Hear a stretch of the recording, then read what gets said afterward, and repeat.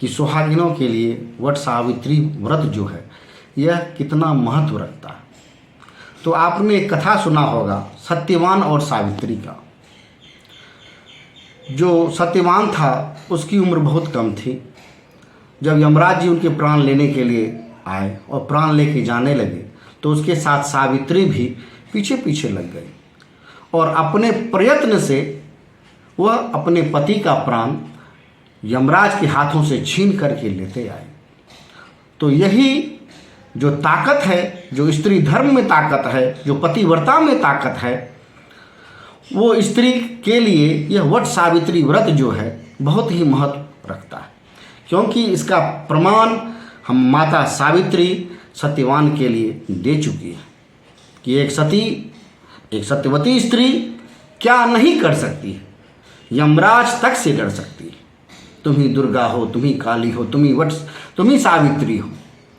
तो ये वट सावित्री जो है ये ज्येष्ठ महीना कृष्ण पक्ष अमावस्या तिथि को मनाया जाता है, जो इस बार 6 जून 2024 को मनाया जाएगा। इसमें हिंदू विवाहित महिलाएं केवल अपने पति के लिए उपवास करती हैं, उसके अच्छे स्वास्थ्य के लिए, उसके कल्याण के लिए, उसके आयु के लिए।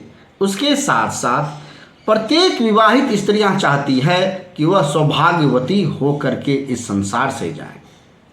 कोई महिला यह नहीं चाहती है कि हमसे हमारा पहले हम चले जाएं और हमारा पति यहाँ पर। सभी चाहती है कि अपने पति से पहले मैं जाऊं।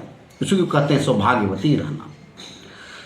इसलिए महिलाएं ये जो वट सावित्री का कथा, वट सावित्री का उपवास वट सावित्री के दिन करती है, जिसमें सबसे पहले वट वृक्ष की पूजा का महत्व को रखा गया है।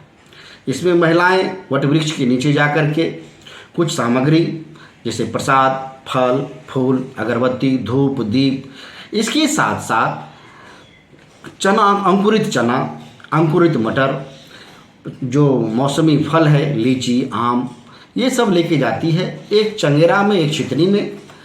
और इसके साथ जो सबसे महत्वपूर्ण सामग्री है वो है कच्चा धागा और पंखा। वह कच्चा धागा जो है वट वृक्ष के नीचे पूजा पाठ करने के बाद उनसे अपनी बातें रखने के बाद कि मुझे सौभाग्यवती रहने का आशीर्वाद दीजिए। इसके साथ साथ कोई पुत्र की भी कामना करती है, क्योंकि जैसे ही नवविवाहिता स्त्री होती है वह तुरंत वट सावित्री की पूजा प्रारंभ कर देती है। तो उसकी कामना होती है कि वह जल्द से जल्द संतान को ग्रहण करें। इसके साथ महिलाएं अपने सुख की कामना, सौभाग्य की कामना, दाम्पत्य जीवन सुखमय रहने की कामना उस वट वृक्ष से करती हैं। जहाँ पर वो जो साथ में कच्चे धागे ले जाती है, वो उस धागे को वट वृक्ष के चारों ओर 7 बार लपेटती है और कहती है कि जन्म जन्म का साथ है ये तुम्हारा और हमारा। यह वट वृक्ष तुम्हें मैं एक पति की तरह मान रही हूँ। हमारे पति के साथ भी तुम 7 जन्मों का नाता, 7 जन्मों का प्यार बना कर रखना।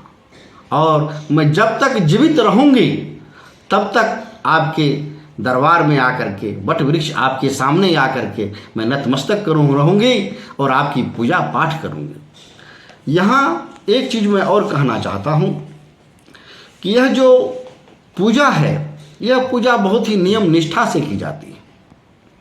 इस दिन महिलाएं जो रजत काल में प्रवेश हो जाए उसे यह पूजा नहीं करनी चाहिए। रजत काल के मौका मतलब है कि जो महिलाएं मासिक धर्म में अगर आ जाएं इस दिन, तो इस पूजा को रोक दें। वो इस अवस्था में पूजा करने न जाए, चाहे वह उसका प्रारंभ ही क्यों न हो या दूसरा तीसरा कोई भी पूजा हो, इसमें ना करें।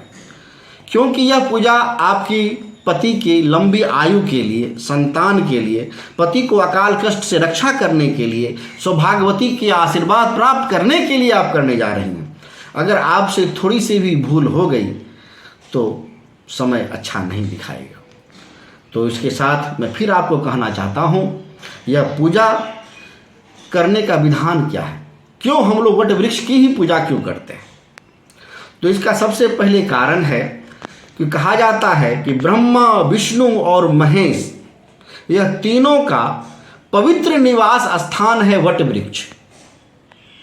और उस निवास स्थान को इस तीनों का मौजूदगी मानकर, ब्रह्मा, विष्णु और महेश तीनों का मौजूदगी मानकर वहाँ अपने पति के लंबी आयु की कामना करते हैं, संतान के लिए कामना करते हैं, क्योंकि वहाँ पर वो मौजूद हैं।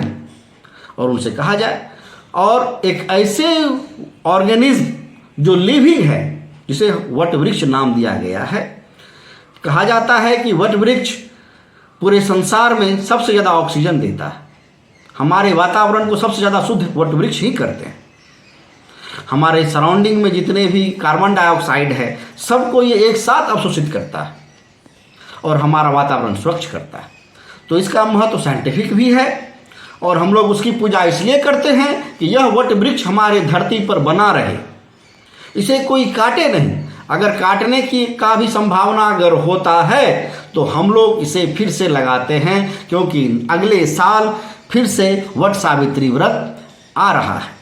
तो जो हमारे लिए जन कल्याण का काम कर रहा है वृक्ष, उसे हम मिटने नहीं देंगे। इसलिए हमारे जो सनातनी थे, जो हमारे धर्म ग्रंथ के रचयिता थे, उन्होंने इस वट सावित्री व्रत को एक नियम निष्ठा से करने के लिए प्रावधान बना दिया गया है कि अगर ये वृक्ष धरती पर से विलुप्त हो गई तो फिर संसार कुशल नहीं रह पाएगा, ऑक्सीजन का मेंटेन नहीं हो पाएगा।